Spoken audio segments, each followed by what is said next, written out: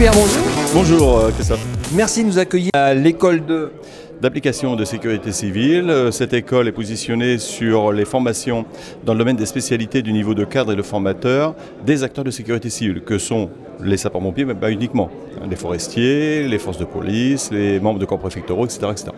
Donc tu nous accueilles pour le forum du e-learning pour les SDIS. Hein, tu as participé l'année dernière? Oui, j'ai participé effectivement au premier forum qui s'est tenu à Saint-Étienne le 14 novembre précisément, voilà, qui a été organisé donc par l'ICAP et le 1042. Et sur proposition du directeur du 1042, eh bien, nous avons tenté de relever le défi que d'organiser le deuxième forum e-learning, et j'espère qu'il y en aura bien d'autres après. Ah, tu as gardé l'esprit, c'est-à-dire la partie, on a une petite partie théorique, présentation, les ateliers, vraiment du partage, du temps pour échanger entre nous. Et là, le barcamp, super, dans cette écurie.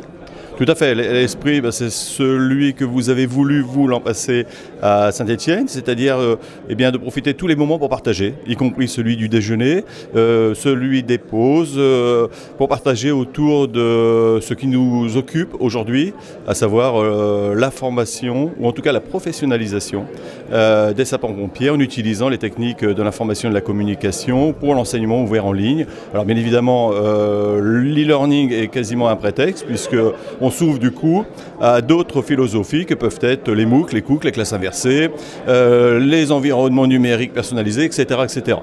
Et ça, ils sont lancés, on ne va plus arrêter. Une idée pour l'année prochaine ou ça, on continue l'année prochaine là-dessus?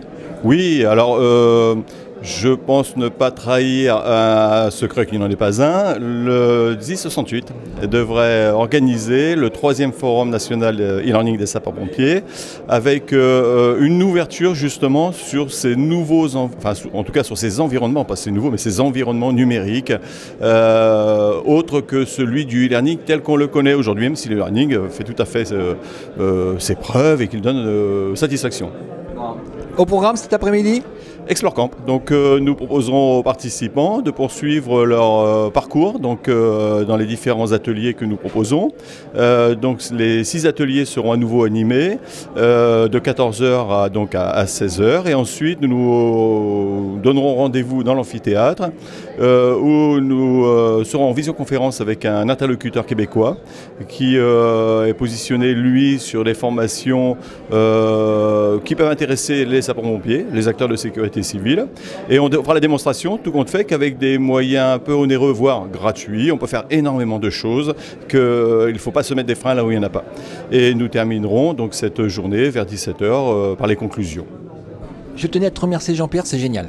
C'est pile poil, on est super bien accueillis, tout se passe bien. Les gens sont sourire jusque là, il y a plein d'échanges. Merci. Eh ben, c'est super, merci à toi Christophe, merci à toute ton équipe. Vous avez fait énormément pour que cette journée soit une réussite en effet. Merci. À la prochaine. Eh oui.